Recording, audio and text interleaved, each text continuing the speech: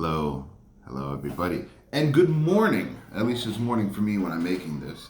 It is a rainy morning, but nonetheless, quick vinyl finds video. Only have a few things to show. With all the weird things that have been going on lately, I've been buying much, but I do have some new things coming, so there will be more videos to follow. First. This is killer. Partly because the music and partly because of sort of the art packaging, if you would. But this is a compilation from No Idea Records that never had, that never had a cover. It was part of a magazine, a little fanzine, which is included, you can see, lots of goodies, bands, information, articles in here. I have read some of it, but not all of it.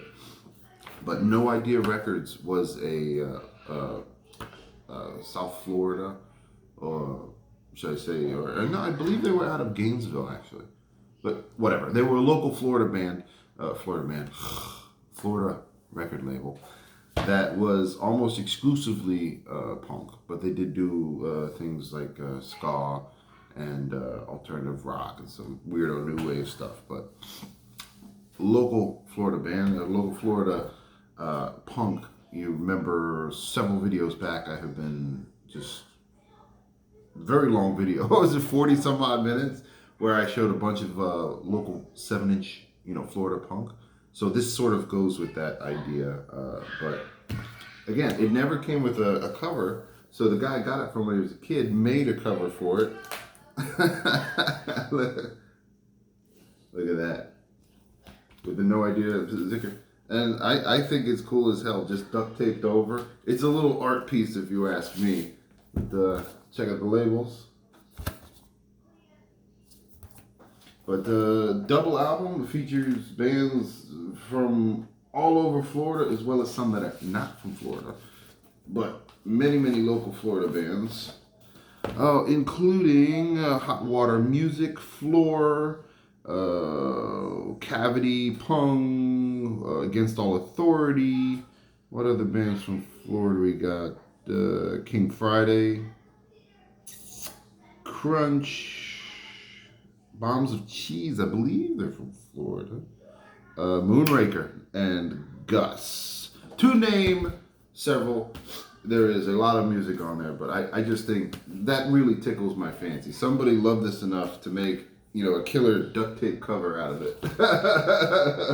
And now it is mine, and I will cherish it just as much. It would not be a Vinyl Finds video with me if I was not showing an Acid Mother's Temple and Melting Paraiso UFO records. always, Chosen Star Child's Confession from Riot Season out of the UK. Lovely, lovely pink vinyl. I like pink vinyl. I've always liked pink vinyl. I don't know why. I just do. But this album is deliciously mellow and psychedelic as can be. It features Jeff Lee, who their last album had Jeff Lee on it as well, who's been in Henry Cow, Universe Zero, and bunch of other bands I can't remember. Just, basically crap bands, if you would, from back in the day. And this album sort of takes on a bit of that feeling. He plays flute and saxophone on here. So the music is it doesn't freak out. I mean, Acid Mother's Temple and the Melting Paraiso, UFO stands for Underground Freakout. And it's sort of, they're known for it, it's their staple, but every now and then they don't freak out, and it makes for some really, really beautiful music. This is great. It's sort of floaty and mellow and psychedelic. It's slightly jazzy, especially Diamond Eyes Are Hurt, which he's doing some squeaky squonky saxophone on. Absolutely great album. Really enjoyed that one. More Florida punk. Load, Drunken Warrior Chief. This is a compilation of songs from various 7 inches and LPs that Load, a local Miami band, did from the 90s going into the early 2000s before they broke up. Look at that beautiful sort of, I mean, they say it's green, and I guess it kind of is, like, if you're looking at it like, a neon sort of, like radioactive, Teenage Mutant Ninja Turtle ooze green. But it's just a compilation of songs from one of the heaviest bands that come out of the Miami region. They're just drunken, sloppy, hard punk that borders everywhere from sort of fast and thrashy to sort of sludgy. Sometimes in the same song, sometimes in different songs apart. Drunken, screaming, messy vocals. I love everything about it. I've noticed many of these songs I have on 7 inches already, and it seems like the sound quality suffered a bit. Like they sounded better on the 7 inches, but still, I mean, you can get this for $10 brand new on Discogs. So if you know about the band, you didn't want to spend a whole bunch of money buying the 7 inches, pick this up cheap. There's absolutely nothing wrong with it. Mike Dillon, Band of Outsiders. This is a cool record that I've wanted for a while, since it came out. I think it came out 2014. And I just never got around to getting it. And I finally got around to getting a copy of it.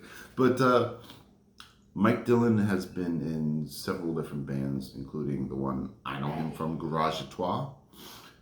And it's a little hard to describe. It's kind of like jazz punk, if that makes any sense. He plays vibraphone, and it has this sort of energy that goes through it that it's very sort of that sort of like fuck you punk sound to it, but it's playful and it's interesting as hell. It's a little hard to describe, but basically like a punk jazz with a pop edge, with vocals that are very throaty, kind of almost what's his name, Captain Beefheartish in a way. I really enjoy it. Check him out. And the last two we got, this is a awesome project. I stumbled across these albums came out a while ago, I think 2016 and 2017. But I believe you pronounce this band, the name is Kuweek. We have The Wilderness Within and They Forgot They Survived. This is a killer trifold, which I really, really love trifolds. We do not have enough trifolds in the world. This one is also on some sexy white vinyl. Let's show it. Oh yes, look at that. Now, Kuweek is a cool project featuring the late Bernie Worrell, the late great Bernie Worrell, I should say, from the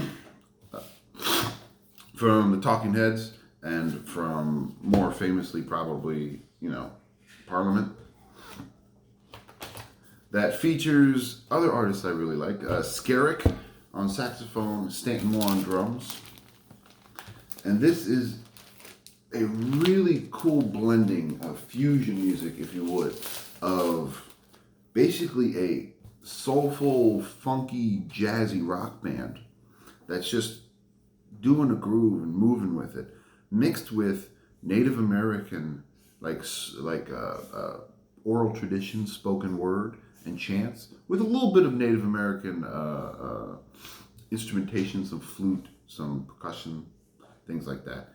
And it comes out to be some beautiful, healthy, spiritual music that really, really gets you going. At times, it's very funky. At times, it's very, soulful and jazzy. And I want to say the Native American aspect of it, if you would, the spoken word part of it, is in many cases very thought-provoking, because it's telling a story. And when you sit down and you listen to it, you're like, oh, I've never thought of it that way. So, two great, beautiful albums. Again, I believe you pronounce it Kuik. It's difficult.